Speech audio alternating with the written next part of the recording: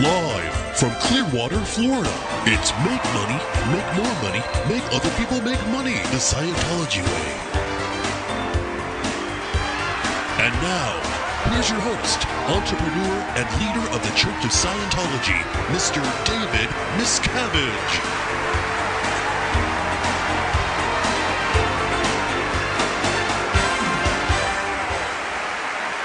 Well, thank you very much. And tonight is the event you've been waiting for.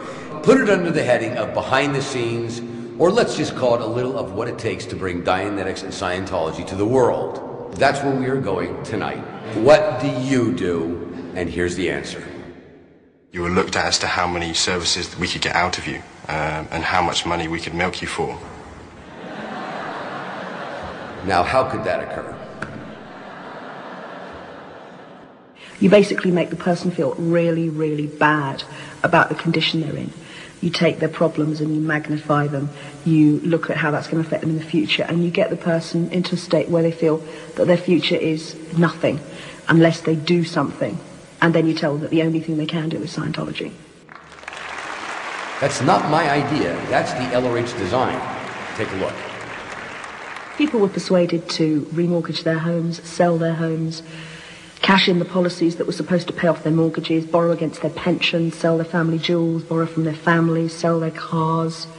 Anything you can possibly imagine that a person could do to raise money, people were persuaded to do to pay into Scientology. When you get the tech as LRH intended, in the exact form he intended, you get the results he intended when you apply it in your life.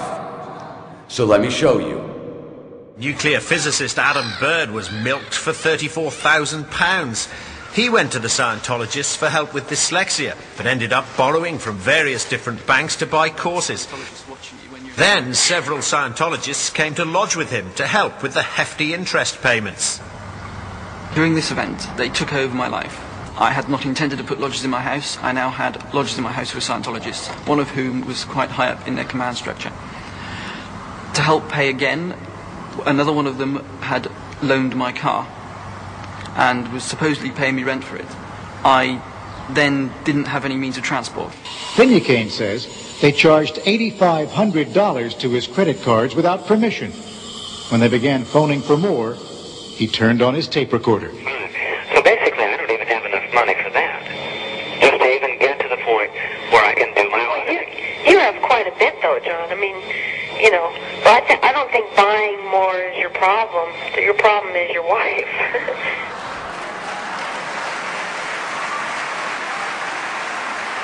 After this next one, I promise it's all downhill.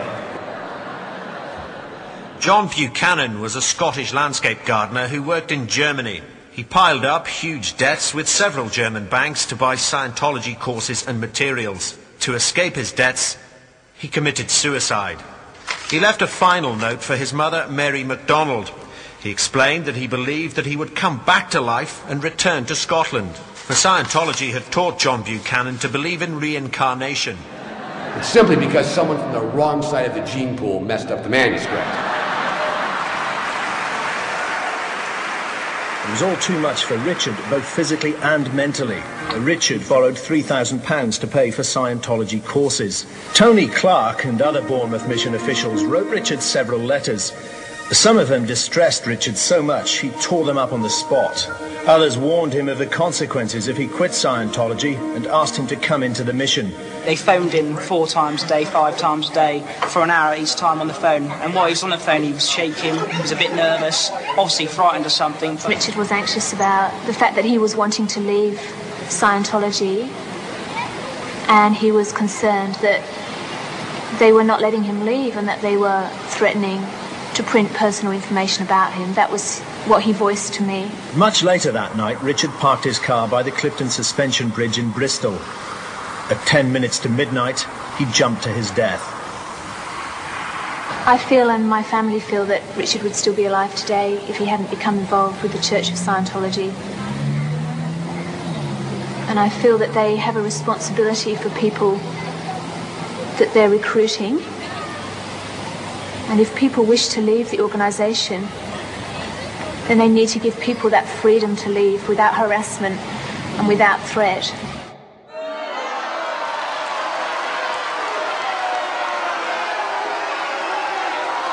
that's been an impossibility. And by the end of this evening's event, you'll know that to be a fact.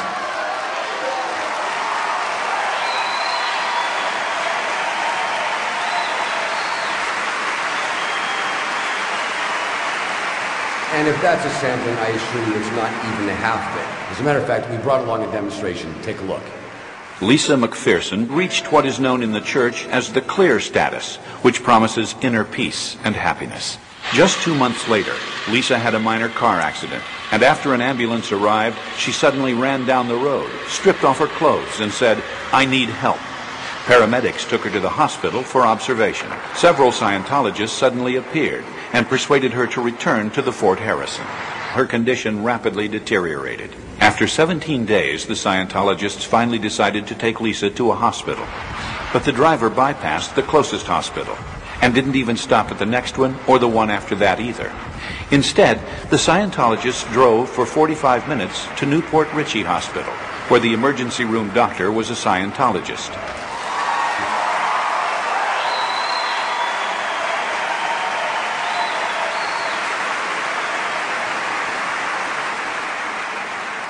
So, is that it? Not quite. Take a look. She was dead on arrival, emaciated and almost completely dehydrated.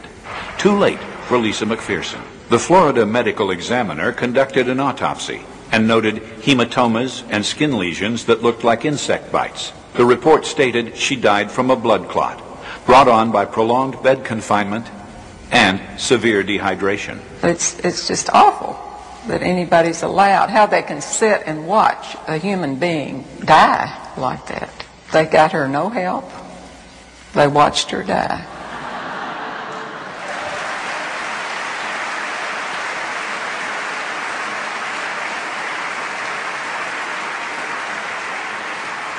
And even if you had a tinge of wonder about what that might entail financially, let me show you.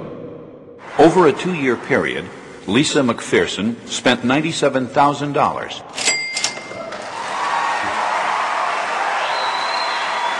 Okay.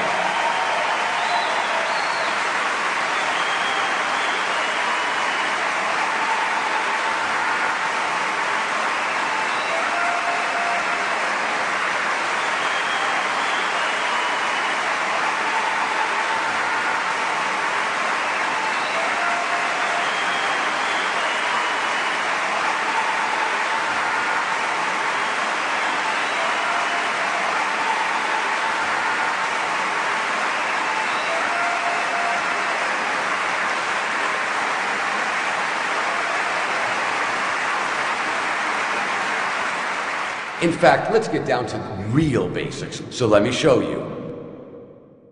A central doctrine goes like this. 75 million years ago, a tyrant named Xenu transported people from outer space to Earth, dropped them in volcanoes, then exploded hydrogen bombs on them. That experience is the root of all human misery today.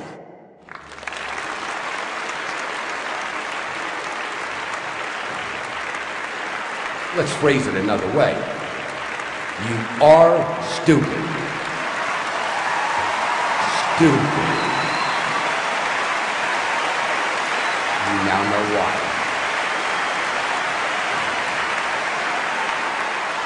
You are stupid. And the only reason nobody's saying it is because it's so ingrained, nobody needs to say it. You'll know that to be a fact. You are stupid.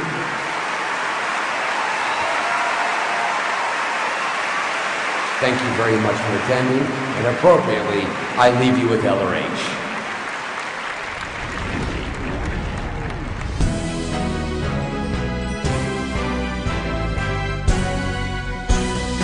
Do you ever think that you might be quite mad? Oh, yes. The one man in the world who never believes he's mad is a madman. LRH, the bit.